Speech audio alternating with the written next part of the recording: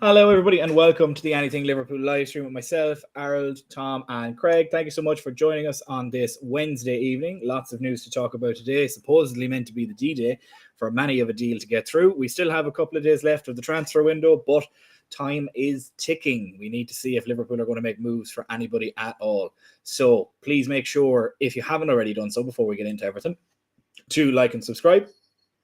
Make sure that you have your notifications on for all future streams and videos as well, so that you never miss out.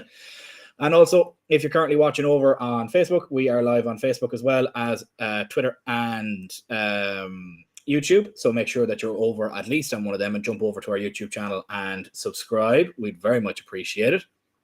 But with that being said, I will pass it over to my panel mates, and I'm sure there's going to be breaking news because there's always breaking news around the 7 o'clock mark. So we'll jump into everything as well and we'll take a look at it. But I'll pass it over to Tom first. Tom, how are you? Have you recovered from Monday? I know we were discussing it a tiny bit before the stream went live. How is the heart? How's the emotions? Is everything back to normal, or are you still on a bit of a high? Very much still on a high, absolutely exhausted. I can't believe that it took the 16-year-old Rio to score that goal in the last minute, but just utter chaos. I think we all knew it was going to be mad, and I think we delivered a Premier League classic. So fair play to the likes of Soboslai, fair play to the likes of Rio, fair play to the likes of Van Dijk, who got us through that game. So we walk away with 3 points. We walk away maybe with Isak this week. We walk away with a lot of unhappy Geordies. So a great start to the week. It is. It's a fantastic start to the week to have all the Geordies. Absolutely, it's a bad week to be a horse in Newcastle. That's all I'll say.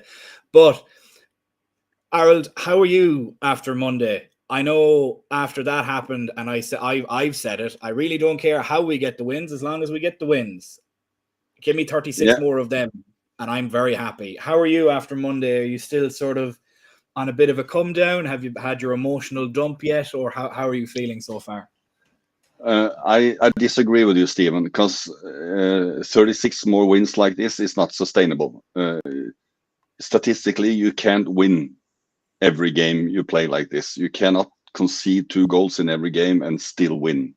It's statistically impossible. So I'm very happy we get the dirty wins early in the season before everything falls into place and connections are made on the pitch and so on. But I am scared that we concede 2 goals, a 2-0 lead in 2 games in a row. That's a bit scary, but it took a while before I managed to calm down and go to bed. So yeah, mostly positive. And yourself, Craig, how are you? How's the emotions after a very highly strung Monday night game that probably was one of the best games of the year so far? Well, it was built up that way, innit? And because of what's gone on towards the build-up, it ended up that way. But I mean, I was absolutely shattered. I didn't go to bed till 2 o'clock in the morning. I ended up, to be honest with you, watching it all again. And the thing is, it was like, it's always toxic when you go there. I would say it's probably one of the hardest away grounds you can go to be fair. And that's respect to them, because it's what they make it. And I can't see why we can't do the same. The only thing what really annoyed me, because it was Sunday League and it was schoolboy, the second goal, Route 1, that I was just screaming at the TV, because I don't know what Canate was thinking. You're not going to jump Dan Burn, so all you do is you're not going to jump him because he's 6'7". So all you do is make sure you make contact with the ball and clear your lines. I mean, that was bad enough, but I mean, I don't know what Kirkes was thinking about for the first one, because as a right back and as a defender, the first thing you do, or the first thing you're taught, is get in tight, close in. But what you've got to do is you've got to jump. You don't bend over as though you're giving him a piggyback. I mean, you don't need to give Guimaraes a second, a second invitation. And I don't think Alisson had a great game, to be fair with you. But I'm not, because I've been reading a lot of the Verts being taken a lot of stick and what have you, but I don't think that the new lads that have come in, they're not used to the system we're playing yet, and it's going to take time for us to settle down. But that was an ugly win. That was really ugly.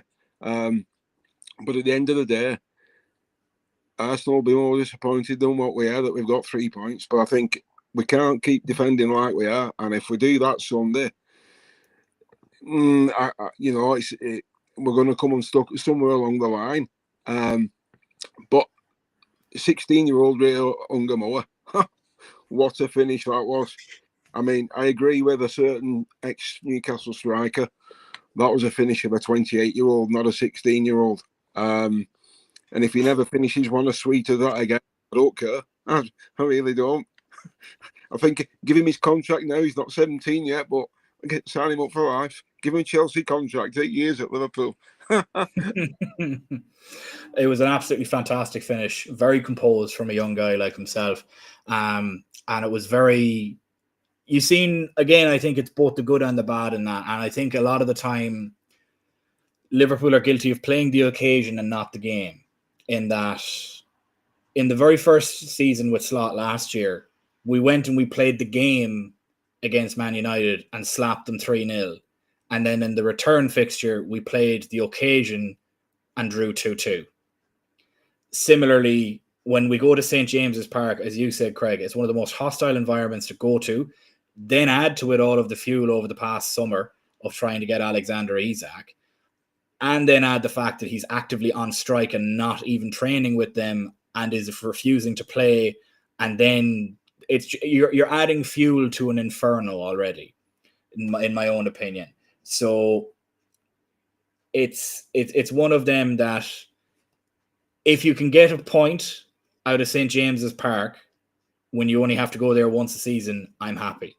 And the way that we won the league last year is you don't lose your away games and you win your home games. And that's how we won the league last year. Yes, we had a couple of draws away from home, but those were against Newcastle at St. James's Park when that was 3-3 and a last-minute winner again, last-minute equaliser. Drew against Everton in the last game at Goodison. That's theirs. I said it in the group chat after the game, how Newcastle just seemed so up for it. That was their World Cup final.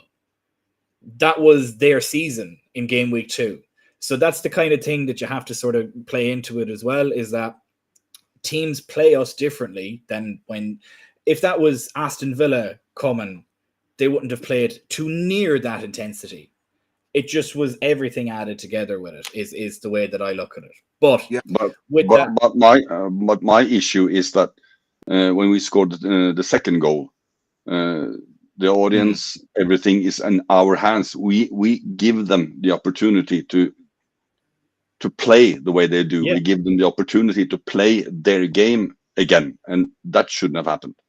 I mean, it shouldn't have. Thing is, Stephen, though, you raised a good point. And what I'd like to add on to yours is, whoever we play, no matter where it is, home or away, they always raise the game against us more than what they do against Man City, United, or Arsenal. When it's us, everybody goes up a level. They've always done it, and it'll always be the case. And that, it's just because of who we are. They all want to be us, but unfortunately, they can't be. Yeah, that's the way. It's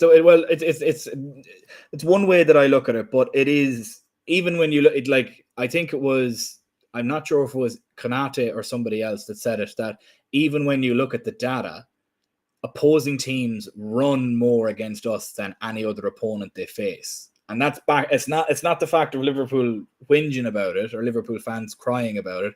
It's a factual thing that other teams actively run more and run harder against us than they do their other opponents. And that's fine. Agree with it or disagree with it or whatever you want. But in saying that, it was a very good game. And now all of the dust has settled.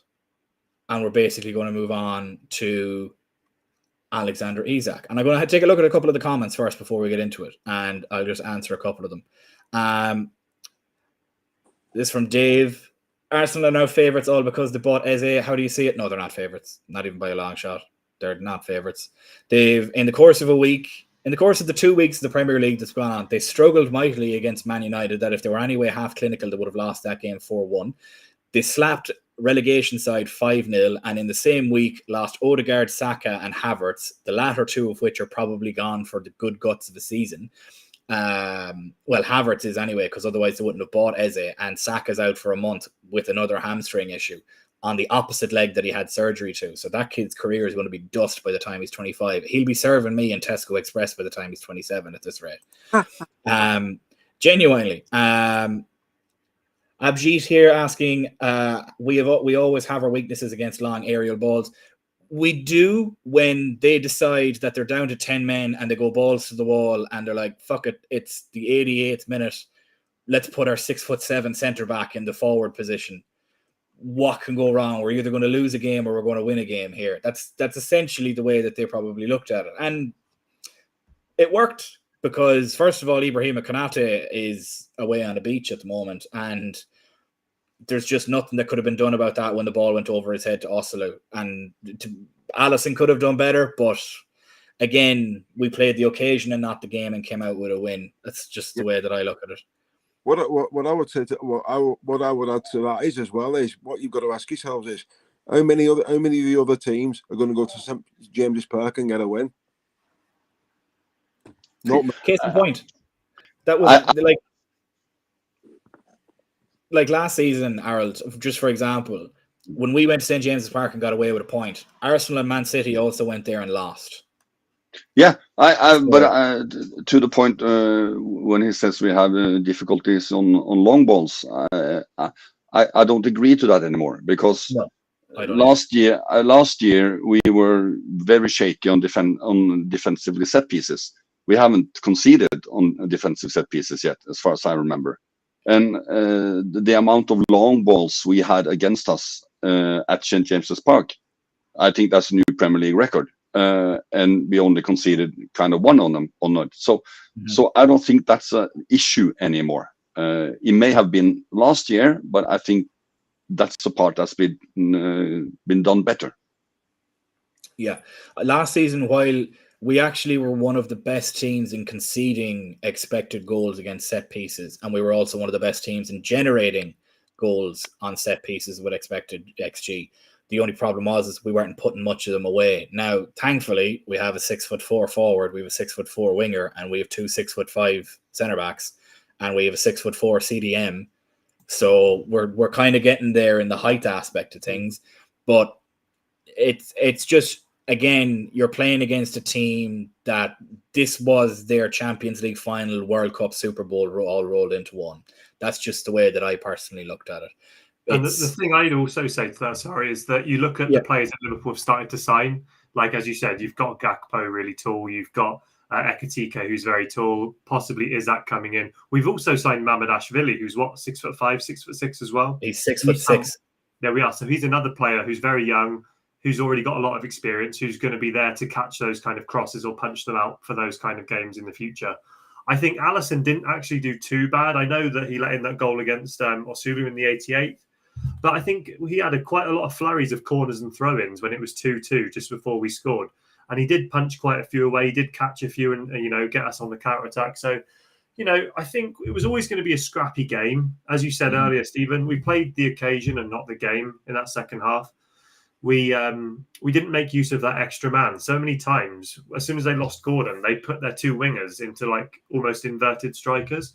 And we didn't make the most of passing it across the back. I saw so many times second half, Soboslai had so much room on that right-hand side, where if we just passed it into him, we would be able to pass that ball back inside to our right centre mid or into Salah. So we didn't really use it. But I definitely agree, we're making these signings that are a bit bigger, Ekitike for one, and it's no surprise that when we've subbed him off in the two games so far, we've then started to concede. We've got no one to hold the ball up front. Yeah. Just looking at a couple of the comments there is that we're just conceding easy. We concede. It's just way too easy the way we concede goals. It might seem like that, but then when you look at the data and the numbers of it, we're actually not conceding easy chances. The goals that we've conceded across the entirety. Now, the Newcastle, and hilariously, the Newcastle game, all 4 goals that we've conceded so far this season have been from our mistakes. The 2 goals against Bournemouth were from us pissing the ball away too easily and Soboslai trying to be cute with the ball. The 2 goals that came against Newcastle, one of them came with Kirkes trying to flip Guimaraes over him rather than challenging for the ball in the air, which is what he should have done. Kirkes isn't a small guy. He's about 5'10". He should have been able to challenge for that ball. even challenge for it rather than just give him a free header. Then the second goal came from Konate trying to outmuscle a guy that has 4 inches on him and is just a bigger presence, is just a thick brick wall of a defender in Dan Burn. And that ended, and Allison probably could have done better for the save. Over the course of a season, these things are going to even out and balance out, which is why I'm not worried about them. It seems like they're coming in bunches now, but we'll go on a stretch of games where we don't concede a goal and then it'll balance itself back. The law of large numbers is what it's called, which is why the lads, the coaches and everything don't seem overtly concerned about it. So if you look at the Newcastle game, I'm just going to take a look here. I just want to take a look at the stats of it here, and I'm just going to call them out. And I'll call out the Bournemouth game as well. We conceded 10 shots in total. 3 of them were on target. 2 of them were goals. In the Bournemouth game, again, it was 10 shots on target, 10 shots in total. 4 of them were on target. 2 of them were goals. Not even remotely concerned, in my own opinion. As that goes over the course of an entire season, if we continue to concede only 10 shots a game and the opposition only generates about 1 XG, not even worried, not even remotely concerned. If we go through a spell of games where we're conceding a lot of good, high-quality chances, then I'll start to get a little bit more concerned. That's more so where my head is at on it. But as it stands at the moment, I don't necessarily have any concerns about our defensive side of it as of yet. We also haven't started our full-strength midfield at all this season so far, and probably will start it against Arsenal next week. But Abhijit here mentioned about Giovanni Leone as well. Yes, Giovanni Leone is head and shoulders taller than Alisson Becker, who's already 6'4". So that's another giant we've added to it. And then if you get Alexander Isak, he's about 6'3". Mark Guehi is my only concern with aerial duels because he's not that great at them. But speaking of Mark Guehi and Alexander Isak, a couple of bits have come through from Keith Downey from Sky Sports. I'm going to read it out here. So the information that I've got is the meeting that between Alexander Isak and the hierarchy of Newcastle on Monday didn't go too well. You don't say. There certainly wasn't a positive resolution that came out of that. That means there's a fairly high chance as of Wednesday that Isak could leave for Liverpool. Now, that's the first time somebody from a northeastern correspondent area in Keith Downey has mentioned that Isak to Liverpool is a fairly high chance. Secondly, then, Fabrizio Romano put out that Alexander Isak's camp and the player himself maintain their stance to Newcastle. They are determined to make Liverpool deal happen. Liverpool are pushing to make it happen, still waiting for Newcastle, but Liverpool are not giving up. Newcastle will return to the table for Strand Larson. So it all depends on whether or not they get replacements. But we'll see if they do get the replacements. I think it's going to be a situation, and everybody in the comments and you guys in the panel, let me know if you think I'm being an idiot about this. This is going to get to a point where Liverpool are essentially going to have to put a bid in, make a decision. Put a bid in. The first bid was 110 million, which was immediately rejected. Put a bid in for 120 million. Make them make the decision, because they will then have the money on the table offered, and they will then need to make the decision on whether or not they sell him now and be without him, or sell him in January for about 30 million less and still be without him. And that's the situation that Newcastle will have to address, coupled with the fact that they've now lost the only guy that will sit in as striker for them in Anthony Gordon. So it'll be interesting to see what happens. Tom, which way do you see it going? I'm personally of the opinion this isn't going to happen until January, purely because of Newcastle's incompetence. Where do you sit on the fence? Are you Isak is coming, Isak isn't coming, or are you sat right in the middle of I haven't a clue? Day by day, obviously, as it's going on, you're losing hope, aren't you? But like going on to what you just said about the money that we have offered or we're going to offer, I think we only make one more offer. I don't think we're going to be caught up in putting a third or a fourth bid in. It's going to be take it or leave it. My thoughts are 120 plus 10, perhaps. I don't think we are going to go 150. That is just, I agree, that's obscene money, 150 mil for someone who's got a bit of an injury record as well. I think Newcastle have got to take it. They're not going to get this money ever again.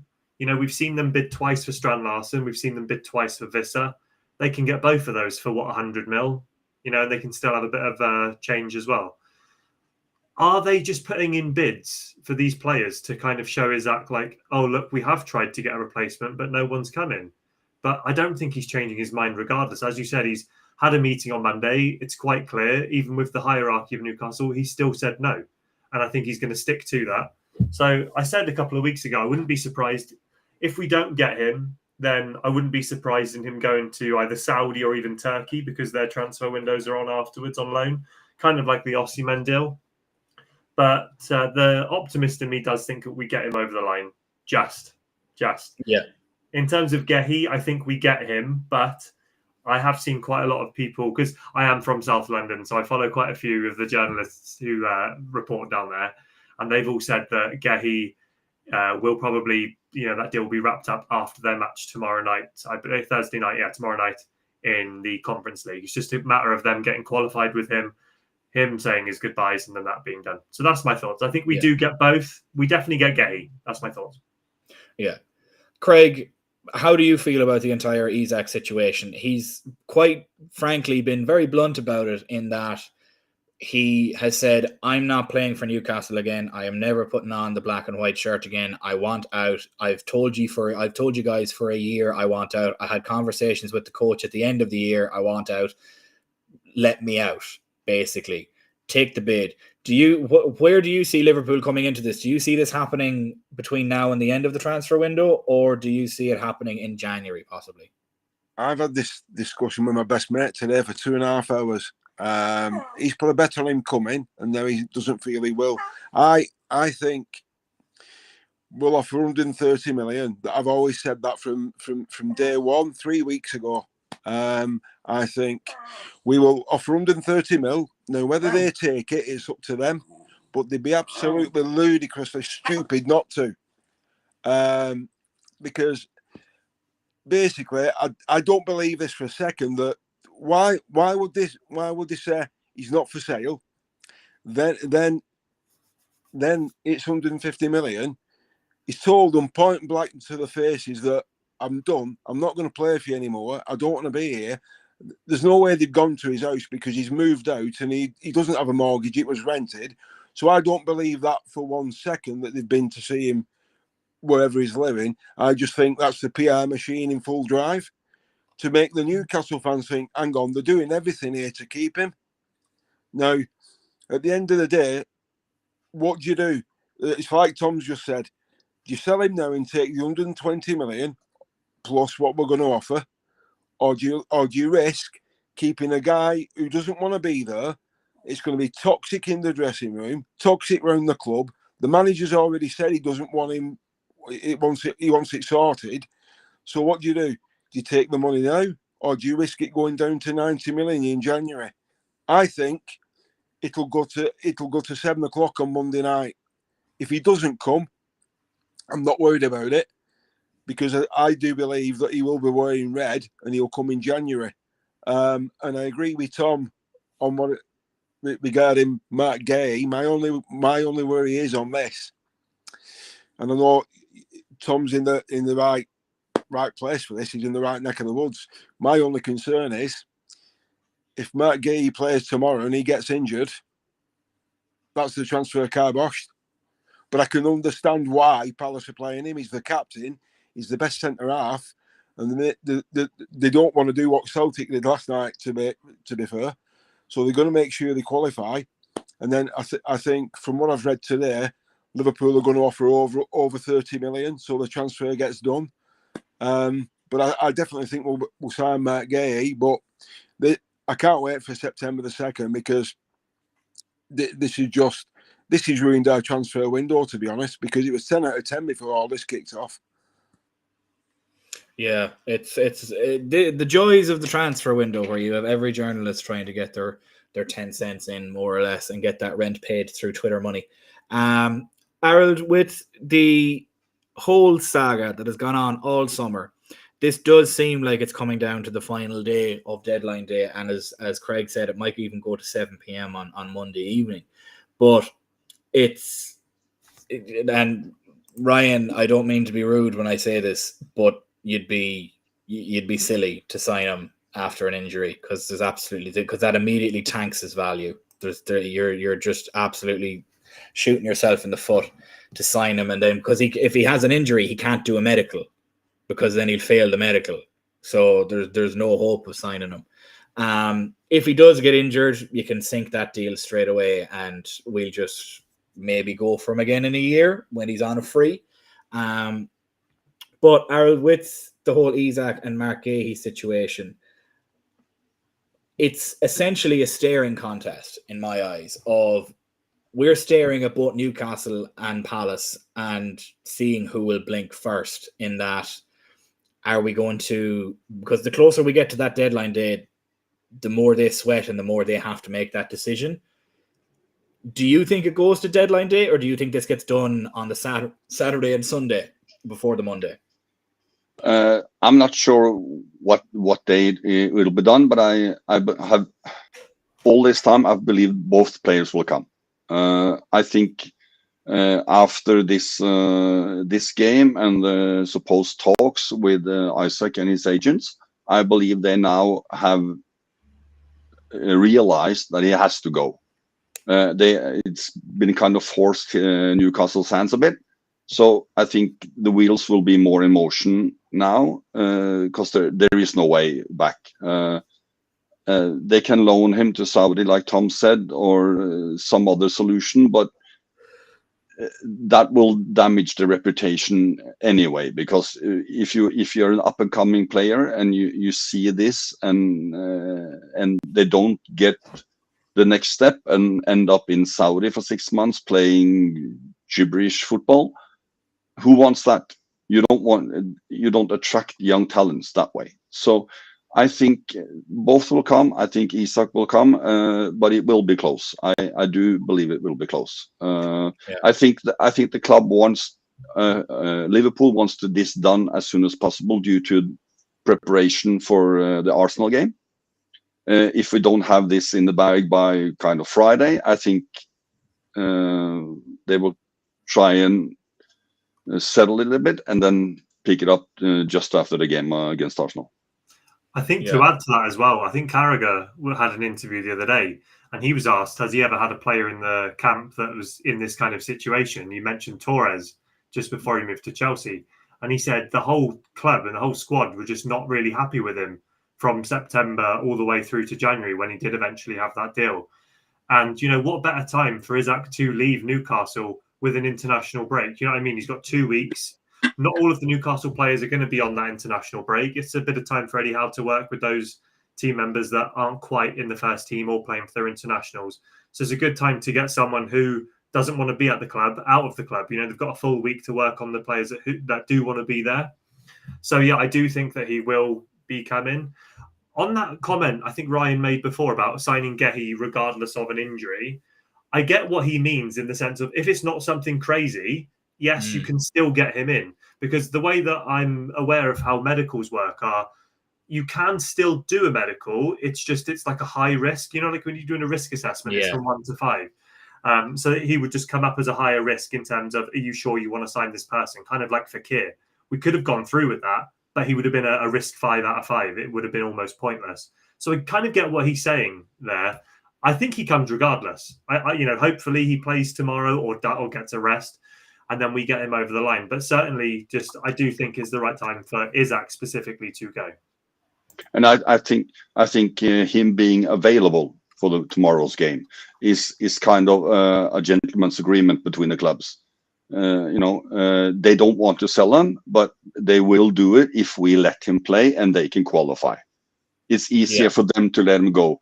I think that we take that chance. Hope is not getting injured, and they get the chance to qualify and make a bit of money. And so I think that's a part of the agreement we have kind of done with the club. That makes sense. It wouldn't shock me. That makes sense. I think Steve Parrish, he's one of the hardest chairmen to do deals with, and I think Steve Parrish should sooner sell Mark Guehi for 30 million plus rather than losing for nothing. Which is good business sense from Palace's point of view. They're a good club, they're a good side, they've got a great fan base. They don't get the credit they should get, to be honest with you. So I think that suits all parties all around, really. As regards to the other fella, it's a different kettle of fish completely. Yeah. Abhijit mentioning here, if Isak and Guehi sign, it'll be 7 signings in a year. Do you think this sets us up for a good 2 or 3 years? More. No.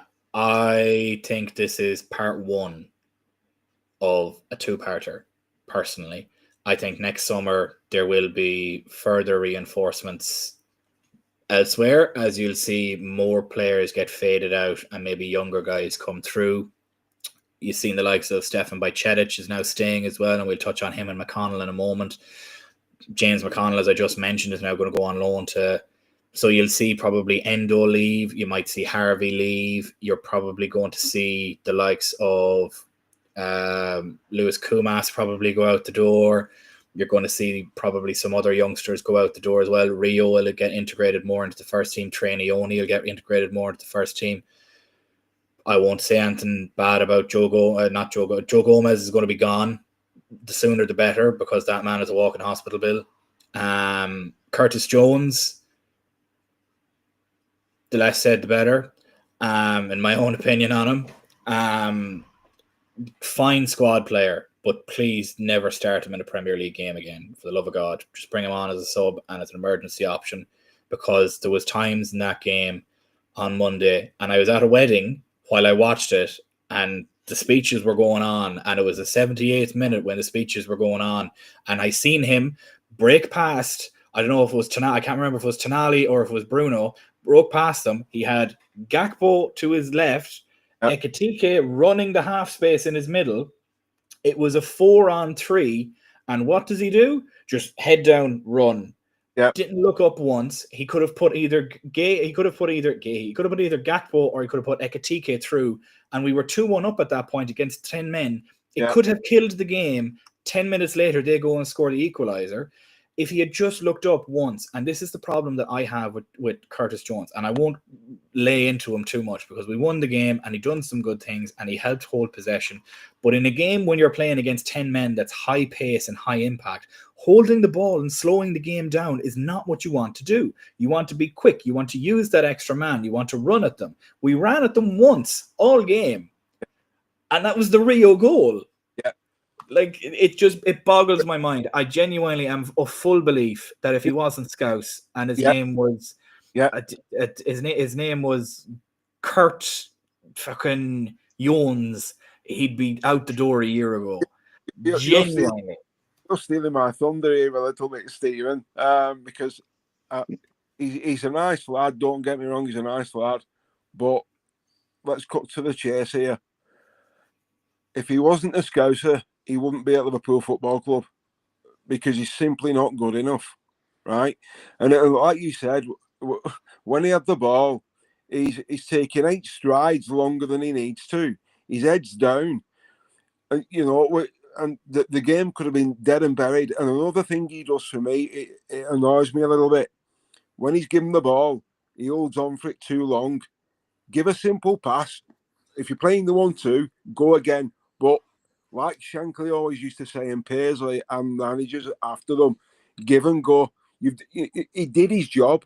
He had a decent game, but for me, he's never on my starting 11. Never.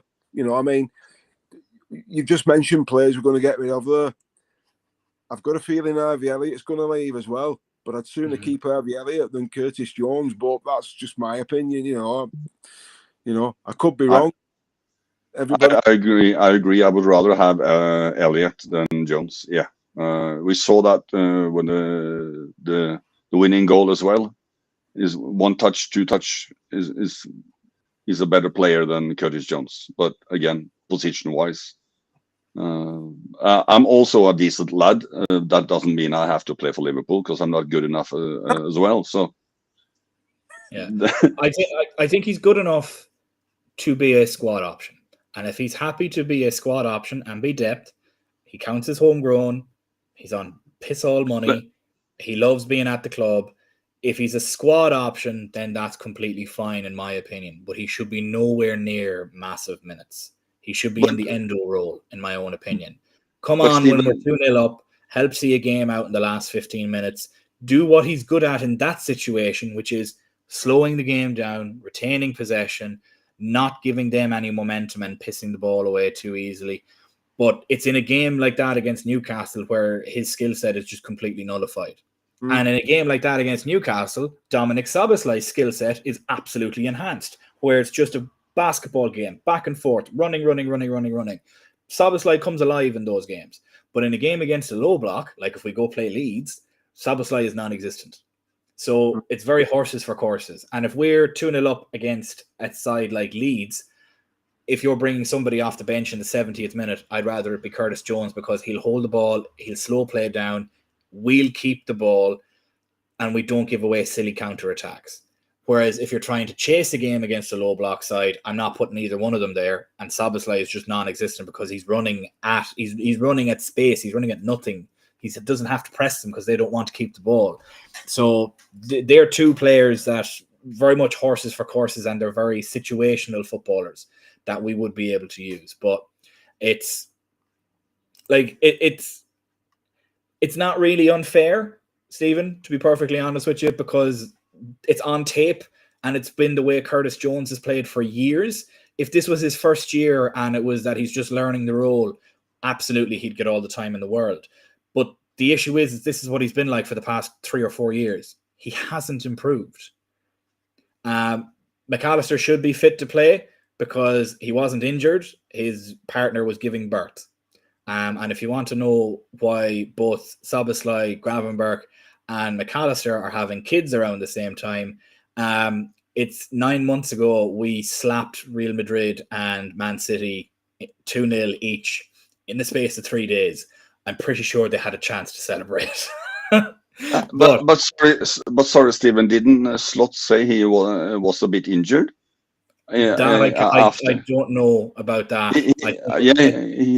After the game, he said he had an injury. He didn't know what it was, but he hoped he would be fit again for the Arsenal game. There's a lot sort of between it. There was him having the kid, his wife was in labor, his partner was in labor, and there was that too. So maybe it was just a covering excuse. God knows. I think we see him on the weekend. Yeah, I think we do as well. For sure, but I think Slot said after the Arsenal game that he had an injury. I seen the Rio goal go in, and I was already doing a lap at the wedding venue. I definitely didn't see any. I definitely didn't see any post game interviews. I was too busy straight up to the bar ordering a line of shots. So I was way too happy. I seen Newcastle score the second. And I was like, oh, that's the game over. We fucked it. And I said to my fiance at the time, I was like, okay, let's just go up and dance for a little minute. We went up and we danced. We came back down. I sat down, looked at the phone, and I watched Rio get the dummy off Szoboszlai and slot it. And I was, jaw hit the table. And she was like, what? What's after happening? And I just tilted the screen towards her. And she was like, no way. But I just want to say that one of us in the panel here on his first stream said Rio was an outsider for Young Player of the Year. Yeah. Yeah. So I don't think he'll get enough minutes to get it. If he gets minutes. Sorry, Earl, do any of you agree with that? What I said? If he gets the minutes, I can see it. But if he doesn't get the minutes, not a hope. Miles Lewis-Skelly was on for it last season, and he didn't get enough minutes. He only played 1,000 minutes in the Premier League, and he wasn't even close to it. I'm with Stephen on this. I think that if we do sign Isak or even another forward, a versatile forward, that does affect his minutes, because you've all of a sudden got Ekitike sharing minutes up front with Isak, and we know he can play on the wing. But on the subject of signings, I've got a question for you guys on the panel, and also anyone who's watching for the comments. Do you think that if we sign Isak and Guehi, do we have to win the league this year? I don't think we do, because I'm going to say no, only because you've got 6 new first teamers, and the likelihood of you getting all 6 to gel is very hard. I know they are high quality players, and obviously when you say you spend that much money, you should go on to win a title. So half of me is expecting it, but also you've changed half of your starting 11, and that is really, really hard to do. Right. So I'm just interested in what your guys' thoughts are, and anyone in the comments. Right. Can I come in? Can I come back to you, Tom? Right. I think this is what I've been thinking about this all day. I honestly think no, because we are in transition, and you can see it. And obviously, Florian Wirtz is coming in for a little bit of stick, which I don't agree with. But I honestly believe once Isak comes in, you will see the best of Florian Wirtz, because that will free him up and it will take the pressure off Mo Salah. Because I was flabbergasted on Monday night that Mo wasn't substituted, because apart from that ball he put across for Rio's goal, he didn't do anything. He was non-existent, and that's 2 games running now. Unless there's something going on with him, I'm not sure. I know we know he's lost a very dear friend, and that might be affecting Canati as well. Nobody knows how this is affecting the lads. Let's look at it that way. You know, I'm not going to try and put a damper on it, but if that wasn't Mo Salah, if that was any other winger, they would have been out. They'd have been off and replaced. You know, I mean, Ernie did it last year at Twitch. He took Joe Kwanzaa off, didn't hesitate. You know, so Ernie thought he's ruthless, but I honestly believe if Isak comes in, you will see why Florian Wirtz has got 50 caps for Germany, because I think he's the best number 10 in Europe. You can have Arsenal, can have Zubimendi. You know, I would have Wirtz 7 days a week over that fella. But that's just, you know, yeah, I'm wearing a Germany shirt and I'm a little bit biased, but he's 22-year-old and 50 caps. That says it all for me. And they say he can't handle the pressure. Hang on, his first game he played, he was 17 against Bayern Munich, and look what he did. That says it all. Biggest club in Germany, and he sticks one in the back of the net. I also think, like Craig, I think if we get we have a lot of signings, and that is in itself can be a worry. But most of these guys have had a preseason.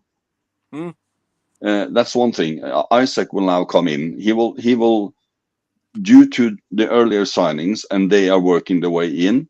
He will have a lot less pressure in the beginning because we are doing well, and he is also probably one of the best strikers in the world. So he has the quality to fit into that stuff.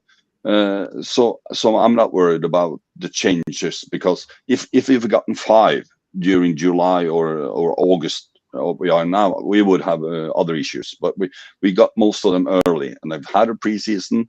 They had worked together, so yeah, I don't think it's a problem, Tom. But just going back to what Tom said, asking the question, I think if Guehi and Isak come in, Liverpool win the league, hands down, because that is a hell of a squad. I don't think anybody comes close. Certainly not the bridesmaids from the last 3 years. No. Personally, I don't think. Yeah, neither can I. I don't think Arsenal have improved beyond what we were last season before we even got the signings in. I don't think City have improved. The way that I look at it is that Arsenal are great in defence, but they're horrible up top. They don't create. And now they've lost one of their best creators in Saka for basically a month. And they play a lot, and they have a hard run of games for the first month or so. Now, they get a bit lucky because obviously the international break, but he's still missing for important games. Us, for example. The fact then that they're going to have Eze and Martinelli on the left wing, they're going to have Madueke on the right wing, and it's just Gyökeres up top, and people do worry about our depth. And Trossard for them. I'd rather our 4 than them any day of the week. Saka is just it's Gyökeres for me doesn't worry me at all, because the man runs like he's running in custard. And I don't foresee him being at all effective against us. Watch him score 2. I don't see him at all being effective against us, purely because he's a very transition-heavy player and penalty-heavy player. And lo and behold, when it was against Man United, who sat in basically a low block and countered all game, he was non-existent and got hooked.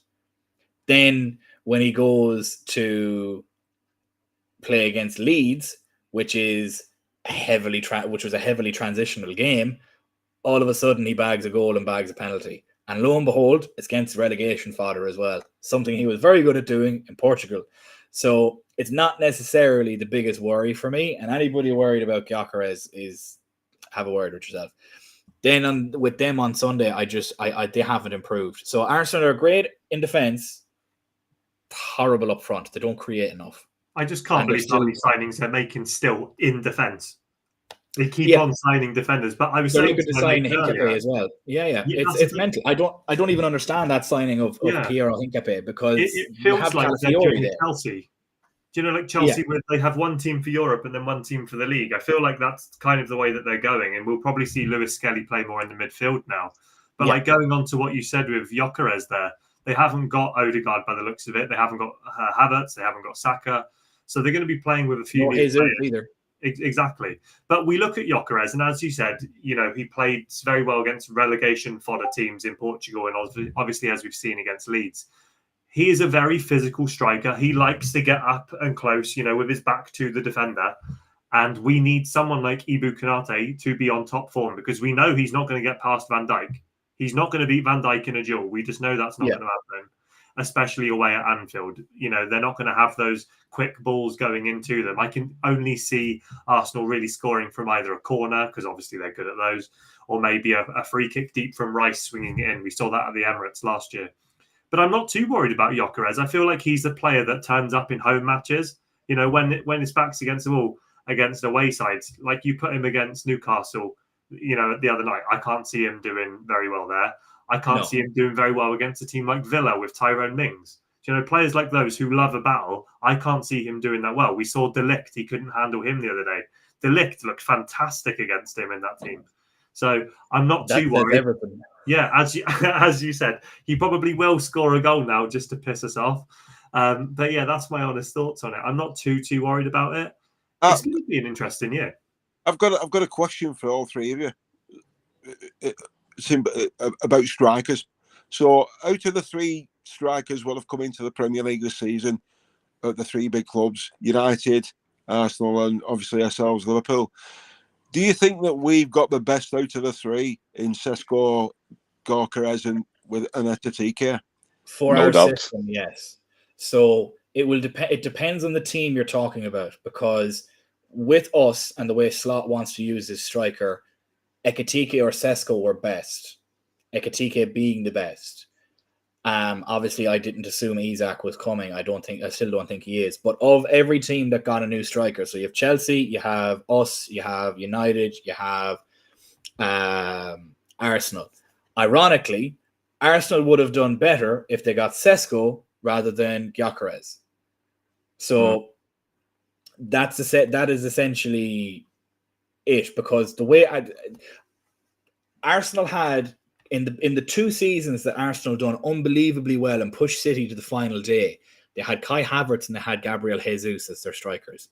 2 guys that are like false nines, if that makes sense, who are able to drop into the midfield and provide help with build up and be able to play off and sort of play total football like Pep wants, and what €2 shop fucking Pep Arteta wants as well. So with how Arsenal want to play, Gyökeres was completely the wrong signing, because now Martinelli has to do his running, Saka has to do his running, Odegaard has to do his running. It's unbalanced. And while they might be and as well, their strength was set pieces. They could have signed a 6'5" physical freak that can jump over guys in Sesko, but no, they signed a guy that has scored 7 headers from nearly 80 attempts in the past 4 years. It was completely backwards.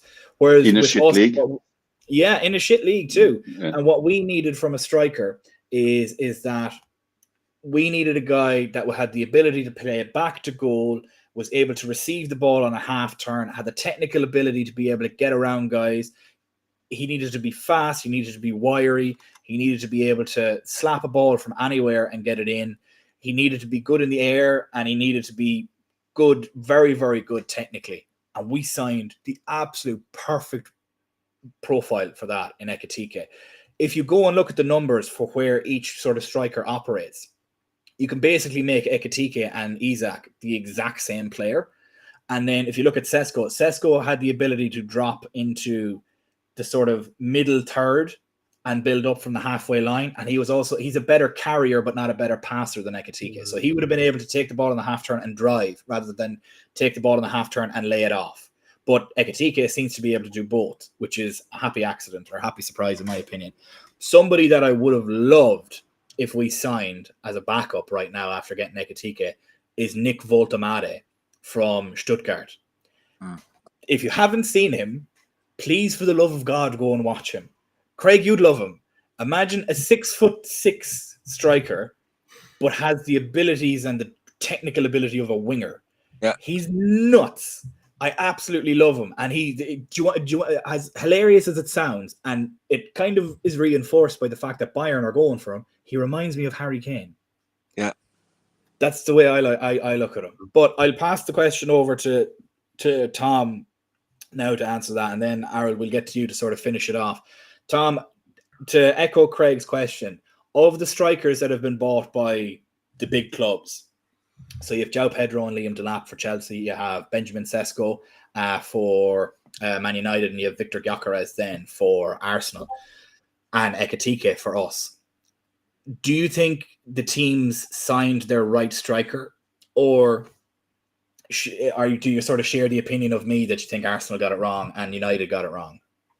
Yeah, I think, as I said, Gyökeres is going to be one of those players where when they're at the Emirates, he'll play best there because they normally have most of the ball. They're able to whip those balls, across the goal into the striker. As you said, he's not very good with his head, judging by those stats you just said. Was it seven-headed goals from 80 attempts or something like that? Yep, in the last 4 years. Less than 10. We're looking at like 8-9%, conversion rate from his headers in that league as well. Ekitike looks to be the business, not just because he scored 3 and 3 and got an assist as well. He said himself, his role model growing up, two players that he really wanted to build his game on. When he was a winger, he loved Neymar, but as a striker, centre forward, he loved Benzema. And I can definitely see that in the way that he plays, the way that he is good on that half turn, the way that he can, suck that ball in and then pass it off to somebody else. We've seen the goal against Palace at Wembley. The way that he took that ball from Wirtz and then just a quick spin and hit it into the bottom corner, absolutely perfect. And you look at the age as well. What is he, 22 years old as well? He's played for PSG, albeit when he couldn't get in over the likes of Mbappe, Messi, Neymar. Fair enough. But then he's earned his trade at Frankfurt. And I think the Bundesliga is definitely a league where we're going to continue to see the talent come into the Premier League. Sesko will get there. I think it's a tricky one with United because it's a brand new front three. It's only his second, year Amarin there. So I don't really know what to say over Sesko. But the way that I see with Sesko, Tom, is that United have signed 3 front players that all create for themselves, but not others. Exactly. And that's a major issue. Sesko can create for himself, but he's not great at creating for others, whereas Ekitike can do both. And you've now also signed Mbeumo and you've signed Cunha, who are excellent at creating for themselves, but absolutely useless at creating for others. Are they going to have main character syndrome? Fernandes, main character. Sesko, main character. And Mbeumo, Cunha, main characters for their respective teams. Too many Chiefs, not enough Indians, kind of a thing. Exactly that, yeah. And, that's what's been wrong with United over the years. They've had too many individuals, not enough cohesion in the team. That's where they've gone wrong. Hey, that's not for us to worry about. They can continue to do that for all I care. Let's just focus on the league. To answer Craig's question, Ekitike looks the business. If we bring in Isak, even better. But one last thing, just going back to my question earlier about the league title. If we're going to win the league title, in the 2 years we've won it, we haven't wrapped it up by Christmas, but we've had a very nice lead going into January where, the fixtures just keep on rolling. We got the FA Cup, etc. If we're going to win the league this year, we need to get the points on the board now, like these tough games against Newcastle. If we can get a good result against Arsenal this weekend, we've then got Burnley and Everton. I fancy us against both of those. And then all of a sudden you're looking at between 12, 13 or 15 points in your first 5. Good. We've got a really, really good chance. So to answer Craig's question, Ekitike, fantastic. Let's hope we get Isak as well. And Harold, to finish it off, because I have a couple of quotes here that came from James Pearce that I'll read out for everybody at the end as well that I just seen. But Harold, of the strikers that have come in, Chelsea have obviously gotten João Pedro and Delap. United have Sesko. Arsenal have Gyökeres. We have Ekitike. Where would you rank them on suitability for each squad? I'm not sure whether suitability for the other teams. I don't follow them or those players well enough to comment on that. But I agree with Tom. They've played, United have bought players, not team players, and there is no doubt that Ekitike is the best of them so far. Pedro in Chelsea, or Chelsea in general, it's still too early to say, because they had a very short preseason. They will come kick around about after the break due to the World Cup, World Cup, and it's still early for Sesko in United. But from what I've seen with Gyökeres in Arsenal, I also agree. I don't think he will fit the system. I don't think he will get the service he needs. I don't think he can help them create the way Ekitike and Sesko can. So of those players, I will say that Gyökeres so far is the worst, and Hugo is the best. Yeah.